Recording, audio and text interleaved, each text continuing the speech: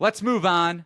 If we go across the board here on Thursday, East Region, Thursday afternoon, we got a bit of a gap, as you and I discussed off air. Not many great matchups unless you want to tune into a theoretical blowout between Auburn and Alabama State.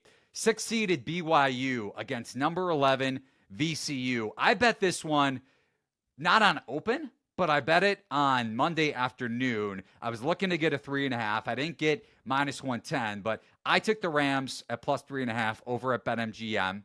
There are still some threes available out there. I would bet it down to 3, maybe even a -105 on the 2.5 end if that's the best you can get and you're listening to this Thursday morning. We'll see how the market moves one way or another. Maybe it's best for you to wait until Thursday if you're tuning into this Wednesday night. You never know how the betting market is going to react one way or another. But this isn't your typical, or even not even typical, just Shaka Havoc VCU. If you go back to that Final Four run for Shaka Smart, they pressed end to end.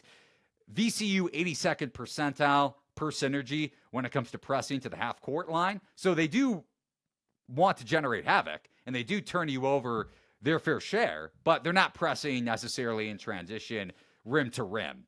Now, the Rams could generate their fair share of turnovers against this BYU team. The Cougars, 207th nationally when it comes to turnover percentage, not nearly as bad as the team that you mentioned earlier on, at least alluded to, in the Michigan Wolverines winning the Big Ten championship, tournament championship, but below average Division I turnover percentage when it comes to the BYU offense running through their point forward, Yegor Demin.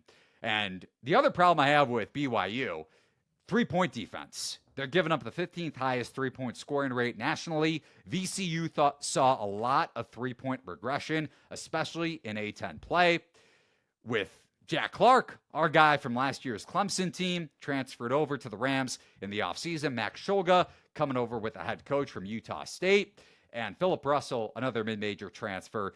They can all space the floor. The one area of concern I would have with VCU, maybe at a 2.5, little bit of a lesser tier bet for me when it comes to actual dollars, would be 3 games in 3 days, high altitude. BYU is used to it. Quick turnaround for VCU like it is for Michigan, and we'll touch on UC San Diego and Michigan here in a second. But that is the one devil's advocate thing I would say about the Rams. But stylistically, and per my numbers, I favor VCU.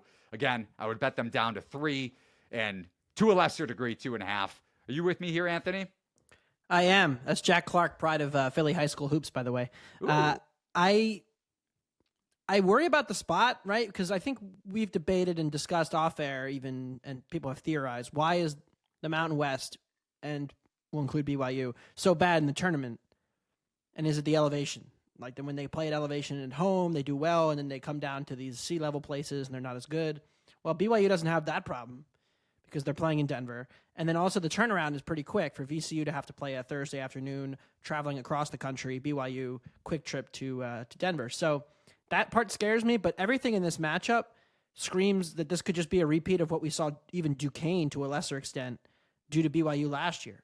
And it's a little different BYU team, but not that different.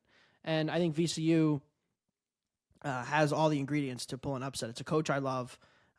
It's a spread that I would project right around a pick 'em. So I'm happy to take the plus 130 with you. I'll join the crew, and I think VCU could win multiple games here. Like in my bracket, I've got them in the Sweet 16. Yeah, and they would play, correct me if I'm wrong, Wisconsin in the round of 32. Right. If Wisconsin is able to knock off Montana as a big favorite. I like their chances there. Yeah, especially if they perform well in high altitude off of a quick turnaround. Granted, you're talking, 5 games in a week stretch? Less than a week or about 8 days going back to the A-10 tournament. So worth noting there too, not just for the round of 64 game, but yeah, I'm with you, VCU against Wisconsin, especially against the spread. I may be fading the Big Ten all around in this tournament. And it's easy to say, well, the Big Ten hasn't won national championship since Michigan State going back to 2000. Man, how much has Tom Izzo made off of that national title? And the Big Ten in general, but Tom Izzo specifically, because outside of the national title run, runner-up status in 2009 against Tyler Hansbrough and UNC, What kind of big-time success has Michigan State had in the tournament? Well, they were in the Final Four, 2019, right? That was the year when they knocked off the Zion. I love that team. That was I a love great that team. That's true. That was a great Cassius team. Winston. And that was a sick tournament too. I think people remember that tournament. For my money, the most fun tournament I can ever remember was that 2019. A bunch of lower seeds. Virginia, or depending on how you. Right. Auburn was really fun. There was a lot of crazy games. The Virginia run itself, but then also the Duke run, the Zion, all the drama that Zion and that whole team commanded as a presence at the top of the bracket, and then how they skated by, but then got dropped off. And Texas Tech was fun. That was a peak tournament, and Michigan State was a big player in that. I don't know.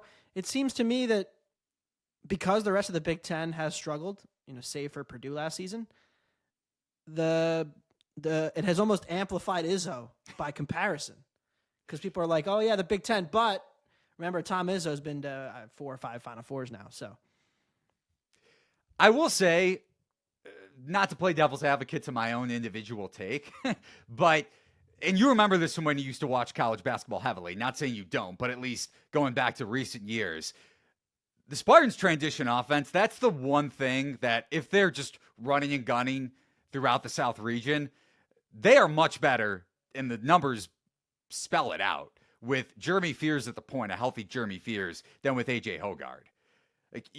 Tom Izzo would say it to your face probably away from the mic, how much AJ Hogard was a detriment to that team in recent years, and how much he would prefer to have had a healthy Jeremy Fears even last year as a freshman, and the ascendance of Jace Richardson, if we take it to another level. In some ways, Michigan State is this year a post-hype team.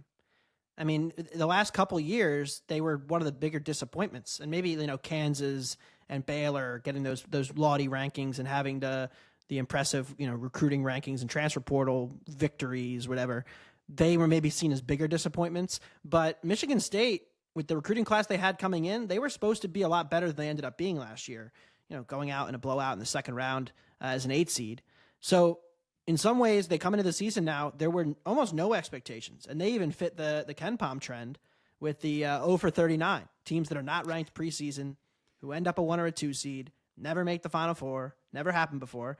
And in some ways, Michigan State, maybe because maybe it should have been a buy signal. Hey, everybody's off Michigan State now, and this is a more well-rounded team.